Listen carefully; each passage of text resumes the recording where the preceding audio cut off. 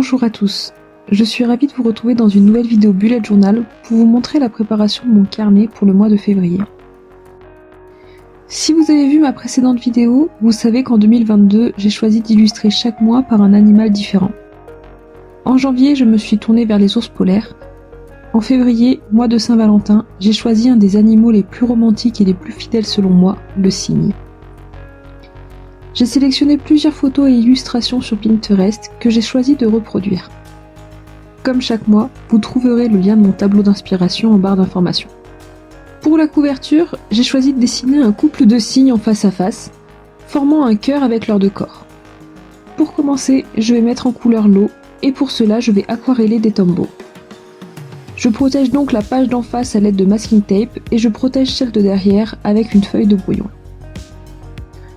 Puis, sur une petite palette hors caméra, je mélange différentes teintes de bleu, et je dépose le tout sur ma page avec un pinceau à réservoir d'eau. Je joue avec les couleurs en intensifiant certaines zones jusqu'à obtenir le résultat qui me convient, puis je laisse le tout sécher.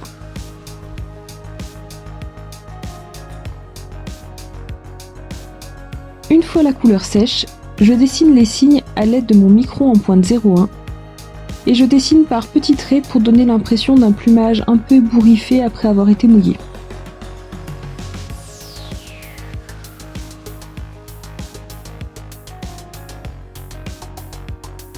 Je dois avouer que je suis un petit peu moins fan du cygne de droite, je trouve que sa tête est un peu trop plate, qu'il n'est pas aussi joli que celui de gauche, mais je m'en contente très bien. Ensuite, avec une pointe 005, je dessine des petits traits dans le cou des animaux pour là aussi donner l'illusion des plumes qui seraient humides, mais aussi pour faire des zones un peu ombragées à la base des deux têtes. Il ne me reste plus qu'à écrire février avec un tombeau Fudenosuke. Je ne suis toujours pas douée en calligraphie, donc je dois repasser par endroits pour avoir des plus jolies lettres. Puis je mets un peu de noir sur la tête des cygnes, mais j'ai du mal à faire ressortir les yeux, donc j'essaierai différentes façons dans les pages suivantes, jusqu'à obtenir quelque chose que je vais trouver assez sympa, mais là pour le moment je suis assez déçue du résultat des yeux. Je termine la mise en couleur en mettant les becs en orange, puis je découpe une bande sur la droite de la page qui va laisser apparaître mes futurs onglets. Je peux alors passer à ma page d'organisation mensuelle.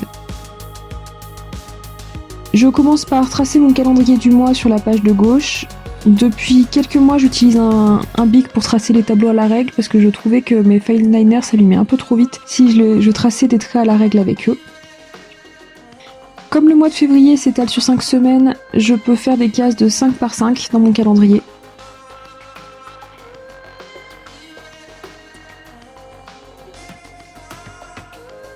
Et pour réaliser l'illustration de la page, je vais protéger la page d'en face avec du masking tape. C'est un masking tape qui vient de chez Action, qui est très joli, mais le problème que j'ai avec ces lots de chez Action, c'est que je trouve que les rouleaux ne collent pas très bien et se détachent assez facilement. Donc je les conserve uniquement pour masquer une partie d'une page quand je fais un dessin. Je colorie en premier lieu l'eau avec un tombeau, eau sur laquelle je dessinerai plus tard une famille de cygnes. Donc je vais ainsi dessiner 2 adultes et 3 petits, et pour faire les petits, j'ai pris modèle sur des photos que j'avais pris moi il y a quelques années.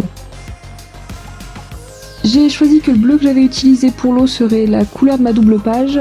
Je place donc des pastilles de cette couleur dans chacune des cases du calendrier où je viendrai noter ensuite la date. Je colorie enfin les cygnes, du noir sur la tête des parents et le bec des petits, du orange pour le bec des adultes et du gris pour le corps des jeunes poussins. Je peux alors passer à la page de droite, donc cette page c'est celle qui me permet de faire mes to-do list et mes trackers. Je commence par tracer dans un premier temps le tableau de tracker qui me permet de suivre mon activité physique, même si elle est très très réduite ces derniers temps, mais aussi l'entretien de mes plantes. Pour mieux me repérer dans ce tableau, je trace un trait horizontal à la fin de chaque semaine. Et sur la gauche de cette page, je vais venir placer mes cadres de to-do list, mais avant cela je réalise mon illustration puisque le signe que je vais dessiner passe derrière les trackers et devant les to-do list. Donc mes cadres vont dépendre en fait du dessin que je réalise. Je vais les tracer en fonction de ce dessin là. Au moment de dessiner, j'ai un petit raté quand je fais la partie droite du coup du signe. J'aurais pu essayer de corriger ça avec du blanc ou avec un stylo en gel, mais j'avais peur que ce soit encore plus désastreux. Comme pour la couverture, je dessine avec un micron en pointe 0,1 et j'ajoute des petits détails et des ombrages avec un micron en pointe 0,05. Puis je mets en couleur, donc pour cela j'utilise le même bleu que celui de la page de gauche pour l'eau, afin d'avoir une cohérence entre mes deux pages. Avec un Sakura gel blanc, je place les dates dans les pastilles de mon calendrier. Alors ça aurait mérité de passer une deuxième fois puisqu'on voit pas forcément très bien les dates, mais bon, j'ai laissé comme ça. Et pour l'utilisation que j'en fais, c'est suffisant. J'ajoute également avec mon Sakura blanc des détails dans l'eau pour donner l'illusion d'un mouvement des vagues. Enfin, je retire le masking tape et je vais pouvoir tracer mes cadres de to-do list, mais avant cela, je choisis de noter les différents titres en utilisant des tampons. Donc les titres c'est to-do, blog et perso pour mes deux cadres. Mais je dois avouer que je ne suis pas très satisfaite du résultat. Un peu trop de décalage, des marques du coin des tampons, etc. Ce n'est pas quelque chose, je pense, que je réutiliserai fréquemment. Je trace donc mes cadres de to-do list.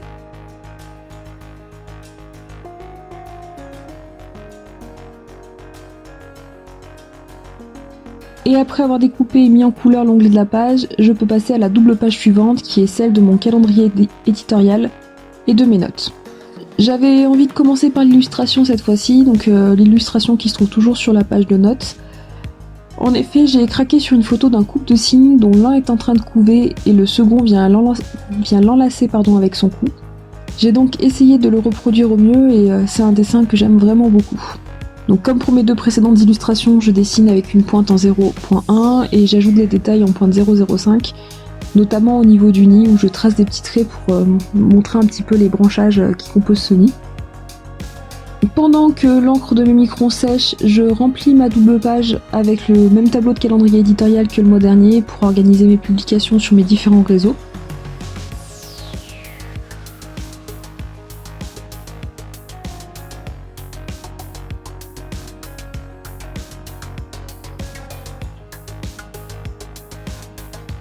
Comme pour les trackers, je trace des traits horizontaux à chaque fin de semaine pour mieux me repérer dans le tableau. Et je mets le tout en couleur. Pour mieux voir les yeux des cygnes, cette fois-ci, j'ai décidé de laisser un léger contour blanc autour des pupilles. Et c'est le résultat qui me convient le mieux de tout ce que j'ai testé jusqu'à présent. Pour le nid, je souhaite représenter des herbes séchées jaunies. Donc pour cela, je le colorie avec un jaune pastel. Et j'y dessine des traits avec deux jaunes plus foncés, ce qui va me permettre de donner un petit peu de relief.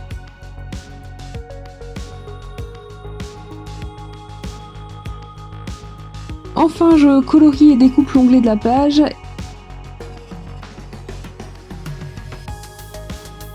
Et je remplis mon tableau. En effet, j'utilise différentes couleurs pour m'aider à organiser mes publications selon différents thèmes. Et pour cela, j'utilise les mêmes couleurs que ce que j'ai utilisé pour colorier le nid.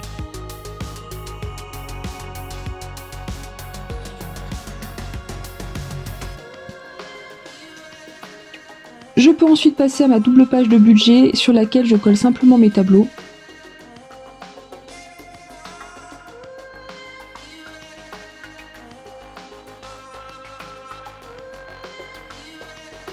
Je découpe et colorie l'onglet de la double page et on peut déjà passer à la suite, ma page des jolis moments du mois.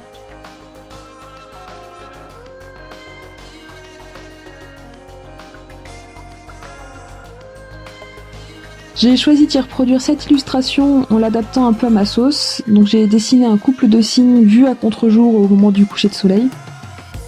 Je dessine les cygnes en premier, puis l'arrière-plan.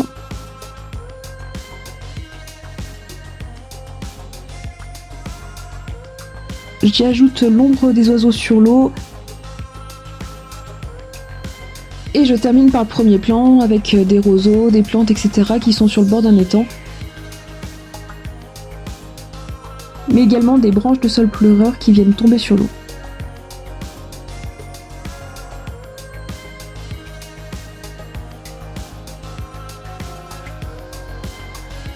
Au moment de la mise en couleur, j'ai du mal à représenter le coucher de soleil. Je dessine des nuages orangés en n'oubliant pas de faire leur reflet dans l'eau, bien sûr. Et j'essaie de les fondre dans la couleur du ciel, mais le résultat ne me plaît pas vraiment. Maintenant, c'est aussi ce qui arrive parfois avec le Bujo, il faut aussi accepter que tout n'est pas toujours au top et que de toute façon, c'est pas vraiment la perfection qu'on cherche, mais surtout un outil utile.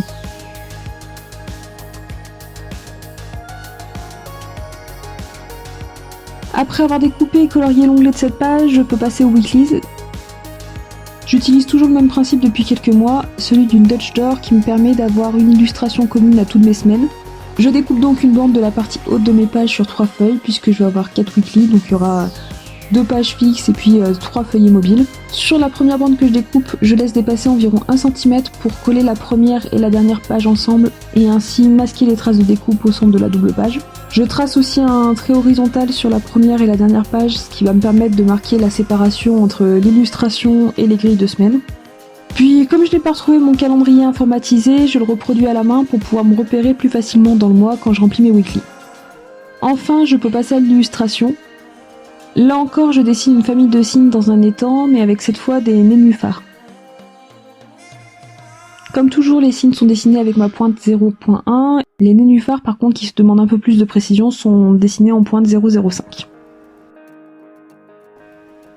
Au moment de la mise en couleur, je pensais seulement colorier les nénuphars et les signes. Donc je colorie ces éléments-là, et je passe à la réalisation des grilles de semaine. Donc comme toujours, j'ai une to-do list à gauche, 7 cases de tailles différentes en fonction de mon temps disponible chaque jour. Et une case pour mes publications sur blog et sur YouTube.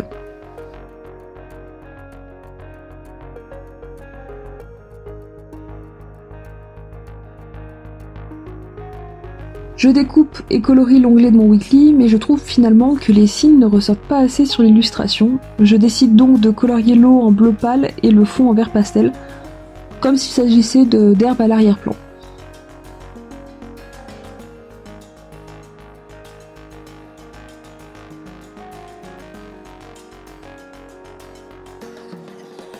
De la même façon, je vais réaliser mes 3 autres weekly. Donc je ne les montre pas en vidéo, mais je vous montre simplement le résultat puisque c'est à chaque fois la même chose.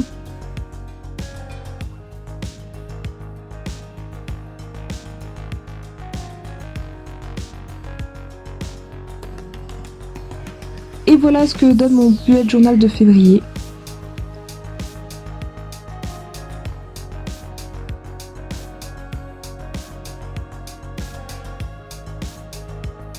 J'aime beaucoup mes 3 premières collections, je suis un peu moins fan des suivantes, mais le résultat global me plaît plutôt pas mal. Dites-moi en commentaire ce que vous en pensez.